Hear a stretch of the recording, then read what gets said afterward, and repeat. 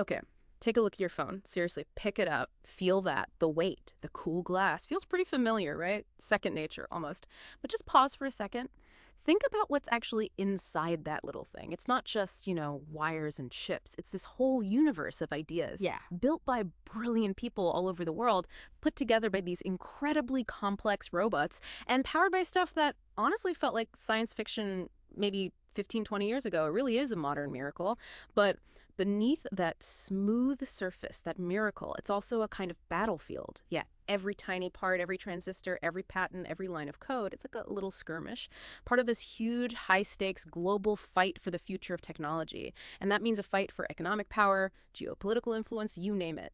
And right at the center of that fight, there's one country that's made this incredible shift from just being the world's factory floor, assembling things, to becoming arguably the world's most ambitious, most aggressive R&D lab. We're talking about China.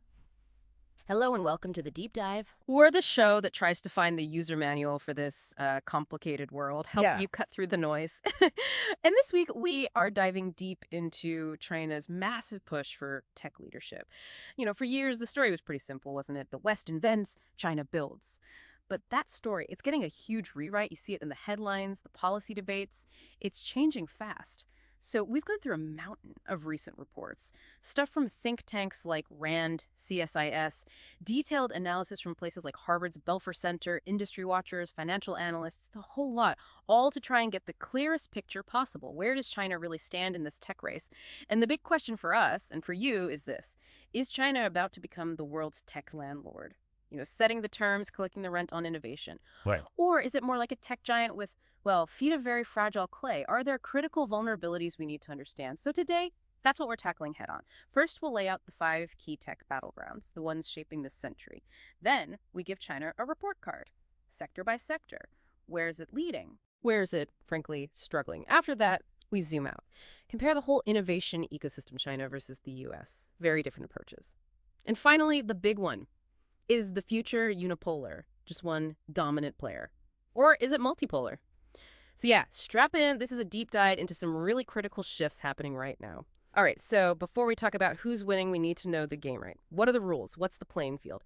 And the experts, across all the sources we looked at, they pretty much agree.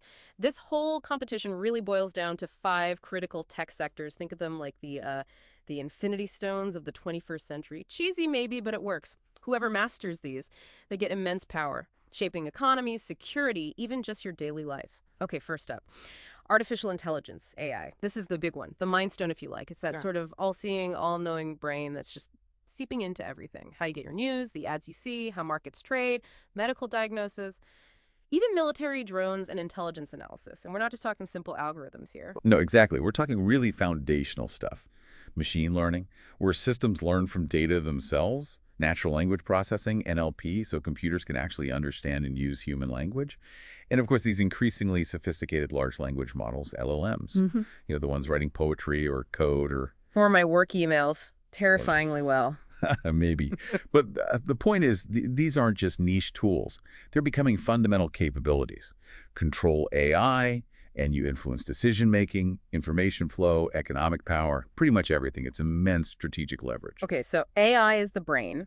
What's the raw power behind it? What makes all this digital stuff actually work? That brings us to semiconductors, the power stone. These tiny microscopic silicon heartbeats. You can't see them, but they're in everything. Your smart toaster, your phone, the cloud servers, supercomputers, military gear, everything digital. Absolutely. They are the fundamental building block. You just can't overstate it. You can have the most brilliant AI ideas, the fastest 5G networks designed, but without the actual chips to run them. They're just ideas, just math on a whiteboard, like you said earlier. These chips dictate speed, efficiency, capability, everything. And designing them is hard, sure, but manufacturing them, especially the cutting-edge ones, that's incredibly difficult. And these insane machinery, super pure materials, processes working at almost an atomic level. So yeah, no advanced chips, no advanced AI, no advanced anything really. They're the engine. Okay, number 3, 5G and advanced telecommunications. The space stone controlling connectivity. And this is way beyond just faster downloads, isn't it? Oh, absolutely. Faster downloads are nice, but that's just the surface. 5G is about creating this ultra-reliable, almost instantaneous nervous system. Think about the Internet of Things, IoT. Billions of connected devices, sensors, cars, medical implants. Right, autonomous vehicles need that instant connection for safety. Exactly. And smart cities, managing traffic, energy, safety. It all runs on this network. So the leverage here is huge if you control the network infrastructure. You control the data flowing through it. Precisely. Right. Which gives you enormous economic insight, Yeah. intelligence advantages, security leverage. It's the backbone. Fourth arena, biotechnology, the life stone. This covers a lot, right? Genetic engineering, CRISPR. Yeah, CRISPR gene editing is a big one, but also new drug development, advanced medical devices, even things like improving crops for food security or developing new bio-based materials. And the pandemic really showed how critical biotech leadership is. It really did. A stark lesson. Developing vaccines, therapies, diagnostics at speed. That's national security now. It's not just about curing disease, though that's obviously vital. It's about economic competitiveness, new industries, personalized medicine. It's about food security, national resilience, the future of health itself. Leadership here is fundamental. Okay, and the fifth one, the one that still feels a bit out there. Quantum computing, the time stone. Still mostly experimental, kind of spooky future tech. It is still largely experimental, yes, but the potential is what makes it so critical. It's potentially world-breaking. Quantum computers work fundamentally differently from classical computers. They can tackle problems that are just impossible for even the biggest supercomputers today. Like what kind of problems? Things like simulating molecules incredibly accurately. Imagine designing new drugs or materials perfectly in a simulation first. That would be revolutionary. Exactly. Or creating new catalysts for energy production. And the big one everyone talks about, breaking modern encryption. Right. Shattering the codes that protect everything online. Potentially, yes. Yeah. Most current encryption relies on the difficulty of factoring large numbers for classical computers. Quantum computers, theoretically, could do that relatively easily. So it's not just a faster computer, it's a paradigm shift. Whoever gets there first gets a potentially uncatchable advantage, militarily, economically, scientifically. Wow. Okay. So those are the 5 arenas: AI, semiconductors, 5G, biotech, and quantum. The Infinity Stones. Now we know the playing field. Let's get to the report card. How is China actually doing in each of these? Let's start with the strong subjects. Where is China really shining? Okay, first up, artificial intelligence. And the sources are just unanimous on this. China is an absolute beast in AI. Yeah, that 2017 Next Generation AI Development Plan, aiming for world leadership by 2030.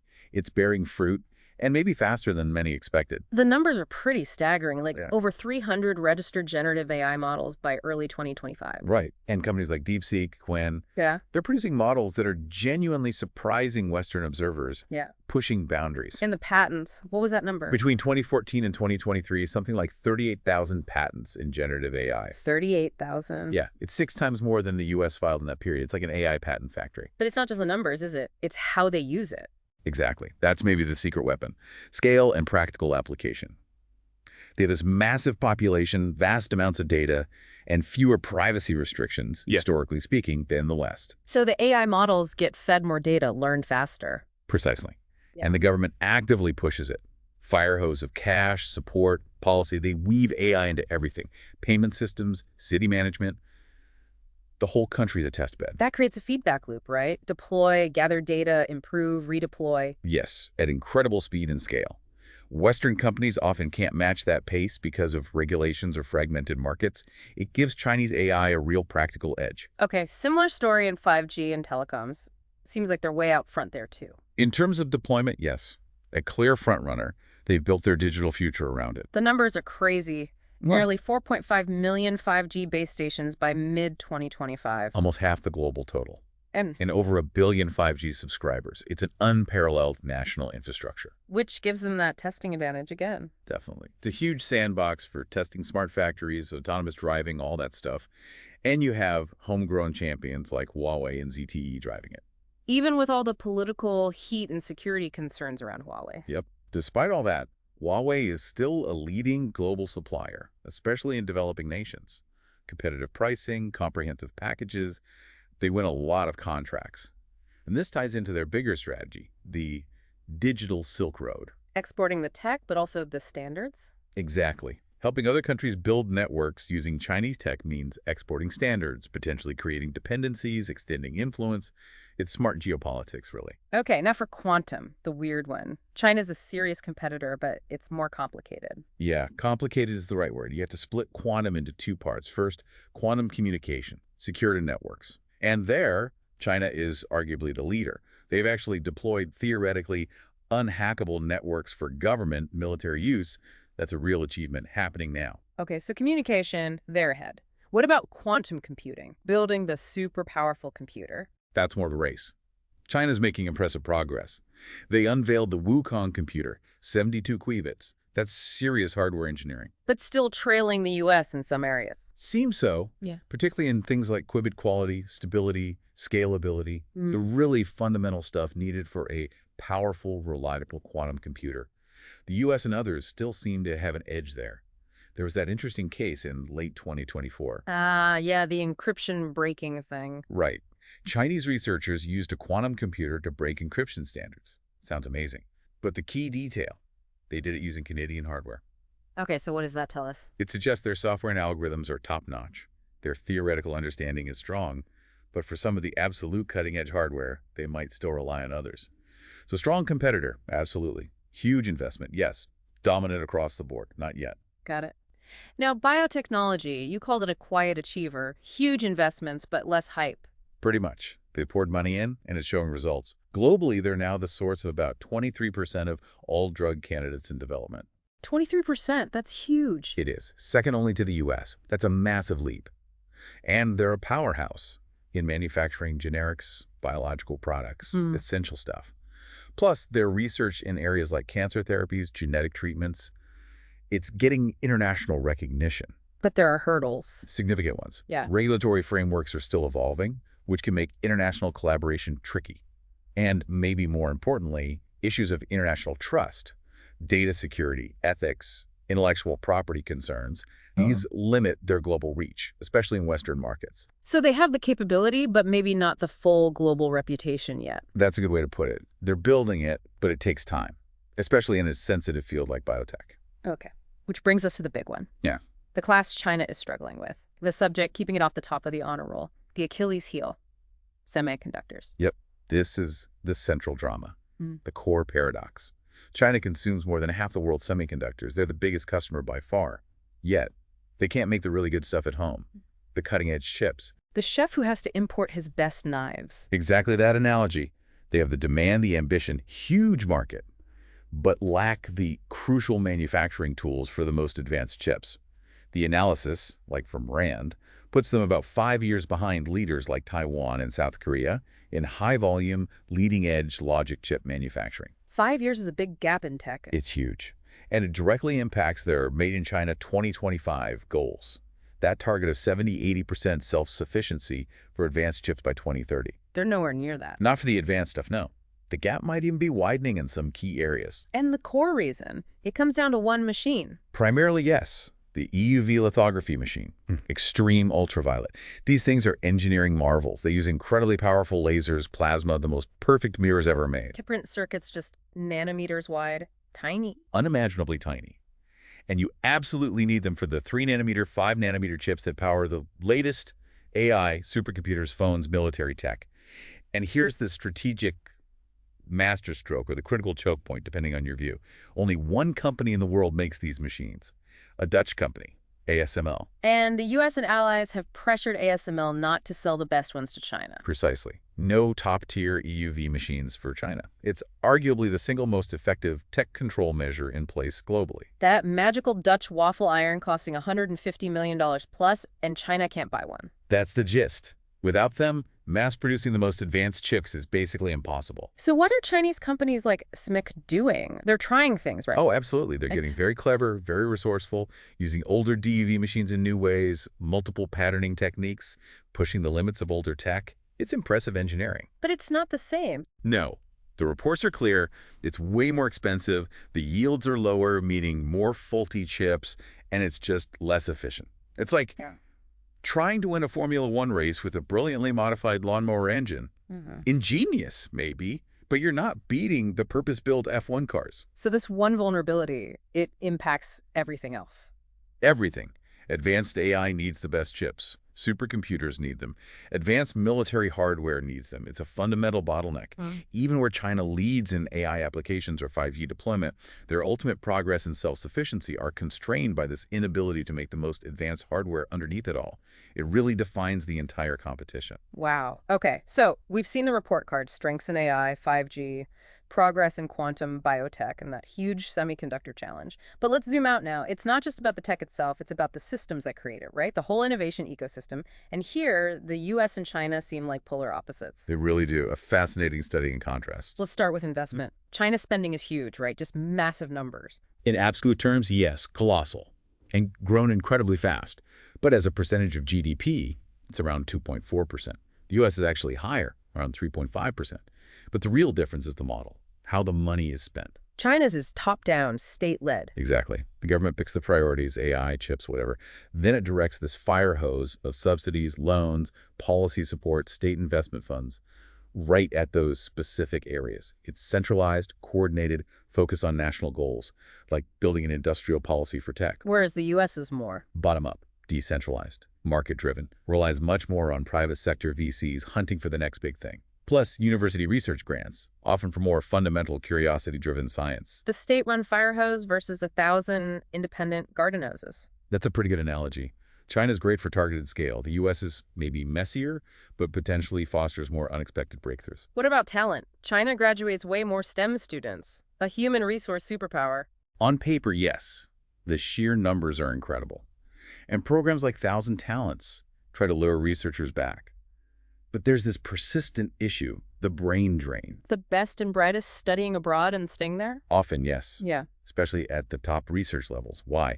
Maybe more academic freedom, different research environments, sometimes just higher pay or quality of life in Western tech hubs, access to global networks, too. And the education system itself. Good at producing engineers, but maybe less so at fostering radical innovation. Some analyses suggest that. The system is brilliant at producing skilled engineers who can execute and optimize. Fantastic for scaling known technologies, but maybe less effective at nurturing that really rebellious, out-of-the-box thinking, the kind of risk-taking and embrace of failure that often leads to fundamental, disruptive breakthroughs that often thrives more in less constrained environments. Which brings us to the ecosystem itself. China's is this weird hybrid, right? State direction plus fierce competition. It's fascinating. The state sets the roadmap, points the way. We need to lead in EVs, or we need better AI chips. But then, within those boundaries, companies like Alibaba, Tencent, ByteDance, Huawei, they go to war. Fierce, cutthroat competition to win that government-approved market. And that works for scaling things up fast. Incredibly well. Mobilizing resources, deploying innovations across that huge domestic market. They could do it almost overnight. Think mobile payments, e-commerce, unmatched scaling speed. And the U.S. ecosystem? Messier, decentralized, driven by VCs, startups, university industry links that are often less directed. It can be slower to mobilize for a specific national challenge, lacks that top-down efficiency. But its track record for producing truly world-changing disruptive innovations, the internet, PCs, biotech breakthroughs, smartphones, is undeniable. Often comes from unexpected places. And we see this in patents, too. China files way more patents overall. A tsunami, yeah. More than the U.S., Japan, Europe combined, looks dominant. But here's the nuance. U.S. patents tend to get cited far more often by other inventors globally. Meaning they're seen as more foundational, higher impact. Exactly. It's just higher quality, greater fundamental importance. Like the patent factory versus the artisanal patent workshop analogy again. Lots of output versus maybe fewer, but more groundbreaking inventions. And this links back to that whole issue of intellectual property protection. Yeah. It remains a huge source of friction, right? Concerns about enforcement, tech transfer. It affects trust and collaboration. So two really different philosophies. China, state-guided, scale-focused engine. Yeah. America, chaotic, market-driven breakthrough lab. A very simplified way to put it, but yeah, that captures the core difference in approach. Okay, so we've looked at the arenas, the report card, the ecosystems. Which brings us to the final verdict, the big question. Is China actually on the verge of knocking the U.S. off the top spot? Are we heading for unipolar Chinese tech dominance? Right, the multi-trillion-dollar question. And honestly, the consensus across all the serious analysis we reviewed is pretty clear. It's a resounding no. No, not a Chinese tech century. Not in a unipolar sense, no. What we're seeing isn't one country taking over. It's the definitive arrival of a multipolar technological world. Okay, explain that. China's done incredible things. Absolutely incredible. Transformed itself from tech importer to serious competitor. And in areas like 5G deployment, some AI applications, they are leaders. They're state-led model.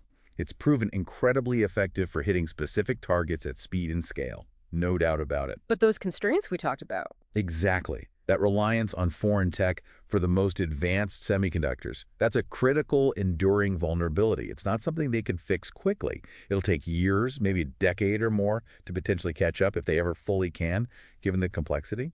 Plus, the ongoing challenge of fostering that really fundamental, risky innovation culture. And, crucially, other powers aren't standing still. The US, Europe, Japan, Korea. They're all innovating and collaborating. And the U.S. still has major advantages. Definitely. Fundamental research leadership from universities and labs, dominance in core software platforms, operating systems, cloud infrastructure that creates powerful ecosystems. And critically, its alliance network, access to global talent, markets, and those choke point technologies like ASML via allies. That's a huge force multiplier. China struggles to match. So it's not just a U.S.-China race. Not at all. That's too simplistic. The map is way more complex. You got Europe with critical niche strengths like ASML, but also materials, optics. Japan, a titan in high-tech materials, robotics, precision manufacturing equipment, crucial supplier globally. Then South Korea and Taiwan, the undisputed kings of semiconductor manufacturing. The world's foundries, especially Taiwan. So it's more like a global Royal Rumble. That's a great analogy. The U.S. is the long-reigning champ. Still powerful, innovative, China is the incredibly strong, disciplined challenger that's surged rapidly. But you also got these other heavyweights, Europe, Japan, Korea, Taiwan, each with specialized skills, holding key parts of the puzzle. They can be kingmakers, spoilers. They collectively prevent any one nation from total dominance. So the final conclusion. China has absolutely earned a spot as a top contender. It has the power, the resources, the political will to shape our future, no question. But dominate completely, no. The world and the tech that powers it is just too complex, too interconnected, too multipolar for that. Okay. And that's about all the time we have for this deep dive. Wow. We went from the silicon in your phone to national strategies, AI patents, quantum weirdness. Quite the journey. I guess the big takeaway is the next time you pick up your phone, just remember that complex, global drama packed inside. Ambition, vulnerability, competition, it's all in there. The race is definitely on, but as we heard, the finish line, it's not really in sight. It just keeps shifting. Join us next time as we dive deep into another corner of our complicated world. Thanks for listening.